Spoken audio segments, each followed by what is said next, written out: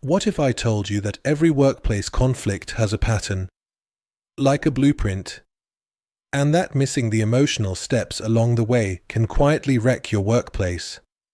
We're talking higher turnover, more drama, lower productivity, worse team dynamics, and most leaders never see it coming. They think, let's fix the issue. Let's talk it out. But then it happens again. And again. Why? Because they don't resolve the actual root. Studies show unresolved issues can spike absenteeism and staff exits by over 50%. Not because of the problem itself, but because of how it was ignored or shut down. Let's break this down. We use a tool called the Moving Beyond model. It's inspired by Elizabeth Kubler-Ross and William Bridges, two heavyweights in emotional change theory. They identified 3 predictable phases: denial, anger, acceptance. And if you miss one, you don't resolve conflict, you just bury it. Let's start with denial. It shows up when a team member brushes off the problem, masks it behind values or relationships, and insists everything's fine. Let me give you a real story. A workplace marketing team had an issue. The creative director kept hogging credit. People were frustrated, but he insisted there was no issue. Let's stay united. Classic denial. The team kept working, quietly resenting him. Productivity dropped. Within a month, 3 people quit. Conflict at work isn't always loud, it's often passive, suppressed. Now comes anger. When people feel ignored, that pressure builds. Suddenly they are venting, complaining, making sarcastic remarks in Slack. That's not immaturity, that's trapped anger from unprocessed conflict. Engineers at a startup started mocking product specs after leadership ignored their feedback. Not jokes, red flags. That team's output tanked by 40% in 2 quarters. And if no one helps them move forward, it spirals. That's where leaders come in. To resolve these emotions and guide people toward acceptance. A plant manager nailed this. There were battles over shift scheduling.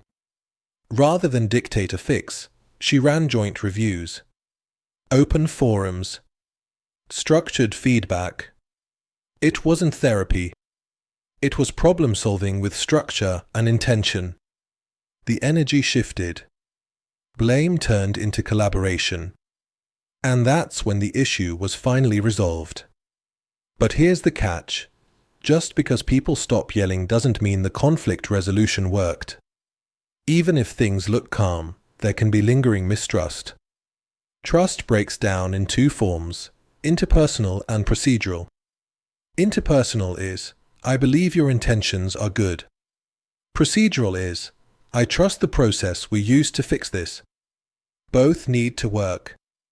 You can't just paper over conflict in the workplace with a team-building event. It doesn't work.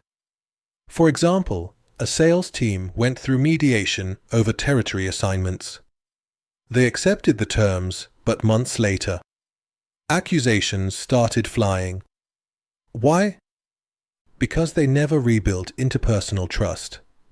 The process was fine, but their interpretation of each other's motives wasn't. Enter the dynamics of trust model. Trust lives or dies based on how we explain each other's actions. It's called attribution.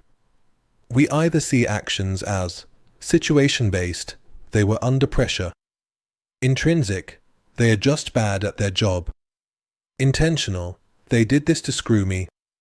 That third one, it destroys teams. One workplace case, engineers accused procurement of choosing faulty parts on purpose. That conflict situation torched trust. So what did leadership do? They launched shared vendor reviews. Transparent. Neutral. No finger pointing.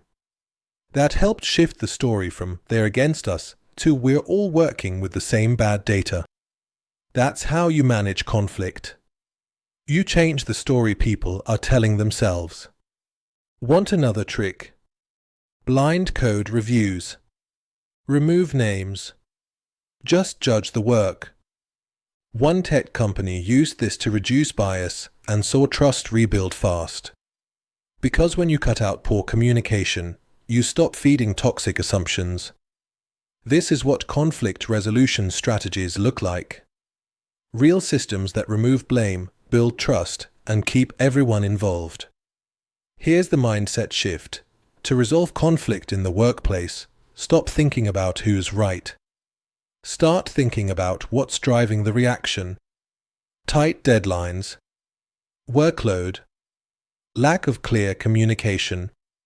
You want to get people from intentional attributions, they hate me, to situation-based ones, we're stretched thin. That shift alone can take the sting out of almost any conflict at work. If you're new here, please subscribe and like. I drop weekly career-building tactics that actually work. No fluff, no recycled corporate buzzwords. Back to it. Let's talk about attributional retraining. Fancy term. Simple idea. A marketing director said her team was lazy. A facilitator had the team walk through campaign data. The result? Turns out, it was just unrealistic timelines. The problem wasn't character, it was the calendar. She shifted her attribution and stopped the spiral. These are proven strategies. This is how you go from unresolved tension to a positive and productive work environment. If you're finding this helpful, hit like, hit subscribe. It keeps this channel alive and helps us keep giving you the tools that matter. Also, if you're ready to grow faster, check out our executive education and executive coaching programs at execbeat.com. Now, a quick reality check. Jay Johnson said chronic workplace conflict floods your body with cortisol and norepinephrine. You feel it. Tension, stress, distraction. It wrecks performance and wellness. You've got to resolve that stuff early. Don't let it spiral out of control. To make this real, map out your own conflict circle this week. Don't start with values. Don't start with relationships. Start with the causes of the conflict. Interests, needs, drivers. That's where resolution begins. Comment below, which stage are you stuck at? Denial, anger, or acceptance? Let's break it down together. Thanks for watching. Please subscribe and like. It helps this community grow. And if you're serious about moving up in your career, go to execbeat.com and explore our executive coaching. See you in the next one.